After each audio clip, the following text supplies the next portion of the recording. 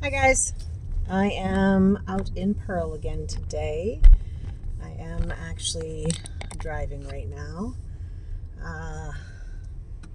If you are not living in Minnesota at this point or in the Twin Cities and you are feeling the energy that the rest of us are experiencing right now, let me tell you, magnitude in being here is unbelievably bigger than anything you can imagine.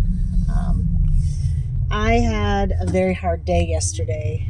Did some posts on social media about concerns that I had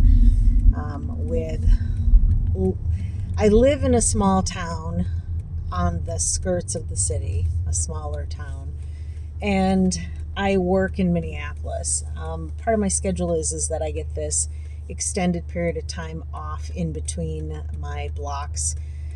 That is very helpful, considering how intense my job can be. But it is a recipe for potential disaster with a history of PTSD. I have had PTSD at one level or another a good portion of my life. I didn't know I had it. I didn't know the extent of it until a few years ago. Obviously, I've been really transparent in the fact that I have done a good amount of therapy. I have all the tools that I need to be successful in my life. And yet, nothing can prepare you for increased symptoms when something outside of your control is happening.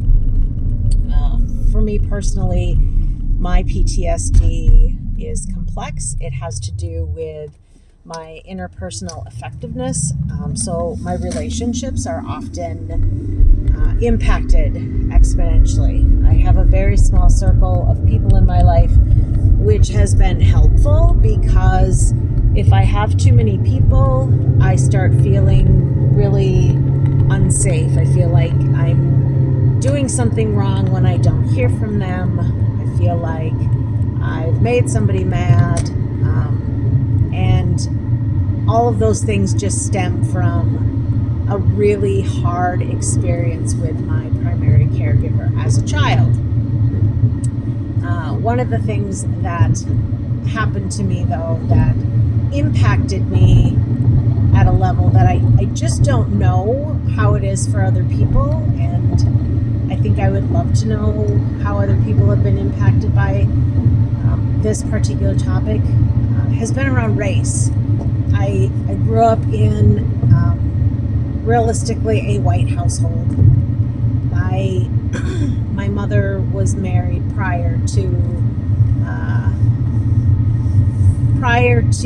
her real adulthood. She was a teenager when she got married the first time and had my sister and me. And he was not a white man. He was indigenous. And my sister got really lucky in that she passes with the hazel eyes and the fair skin and the light brown hair. And I mean, if you put her next to an indigenous woman, you can see a lot of similarities. Please don't take that as, she looks 100% white. She's built like an indigenous woman. I'm built like an indigenous woman. I just happen to get stronger genes from my biological father. I do identify as two or more races. I see myself as mixed. And I use that in ways to understand the world better, right? However, just because I identify as indigenous and white does not mean that other people see me that way. My mother herself did not see me as white, although she told me for years I was white until it wasn't convenient, and then proceeded to let me know I was not white by true comparison of her color compared to mine. And unfortunately, that has been a really hard sticking point for me over the years. I struggle with feeling a sense of belonging sometimes. I'm sure a lot of people do. Mine just has really ridiculously deep roots in that primary primary caregiver. So I continue to work through that because I have a right to move through the world and belong where I say I belong. Everybody does. And so I've continued to challenge myself on those pieces. And yet, we are dealing with some pretty traumatizing things that are happening in our state of Minnesota. And let me tell you, it's been a really rough year. I am not political. I don't follow politics. I don't want to participate because I don't think that our true politics are a representation of how it was supposed to be when it was all set up. I mean, politicians are supposed to be a representation of their constituents. And the last time I checked, politicians nowadays don't live in middle-class neighborhoods. That doesn't happen. And so it's pretty rare to see a politician that looks like the rest of their constituents. My goodness, we still see far too many male constituents, and more than half the population is female. We should be like a representation in our political seats of what our constituents look like, and that just doesn't happen. So I don't follow those things.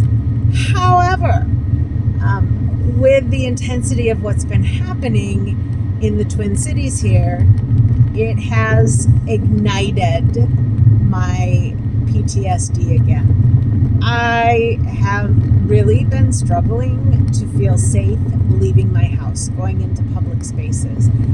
And it's so funny because the things that I know to be true is that, when people don't know what I am, not that it matters, because I don't look at somebody and say, well, geez, what are you? Where do you come from? Blah, blah, blah. I don't do that. But I get that a lot from people who are a little too curious. Granted, my name is Sonia. That's probably the first thing that throws people off, because people think that is somehow Spanish or Mexican or something else. But when somebody, openly says, hey, where are you from? Minnesota? They are perplexed by that.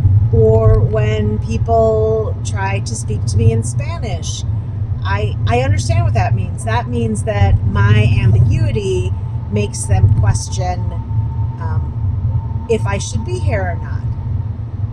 What I'm going to tell you is I belong here because my freaking relatives, my ancestors, crossed the Bering Straits. Most of the people who came in here came in through Ellis Island. And so my people were here long before that.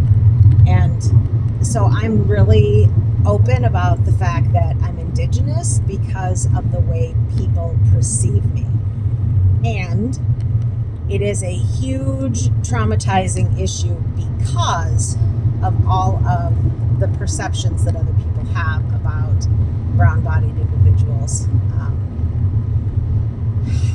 It's terrifying to see a lot of the videos out on the internet, and I really wish that we could see not just how ICE is responding, but I'd like to see how people are handling those difficult moments, because the reality is that when we get dysregulated in those moments, we put ourselves in a dangerous position. And so I'm just trying to teach my body how to feel safe, even if it's not true, because I need to be able to live my life. I have to be able to get up and go to work. I have to be able to drive to an area that is very close to the insanity of what is happening. I have to do those things because I still have to pay my bills and I still have to participate in the world just like everybody else. And not feeling safe is terrifying, and it is an internal form of terrorization that I can't even fully overcome without actively trying to use skills every minute of of every day that I'm away from my house. And so it's been a challenge.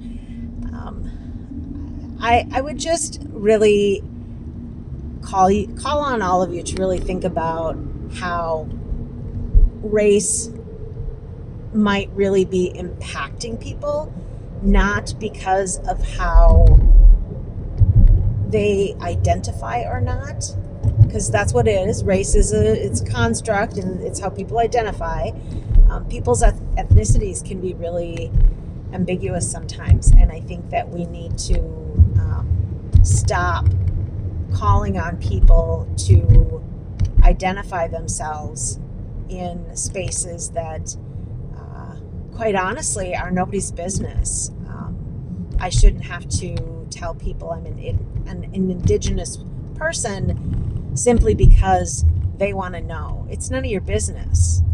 And those little things that happen when you're eyeballed and when you're challenged on things that are nobody's business really can be very overwhelming.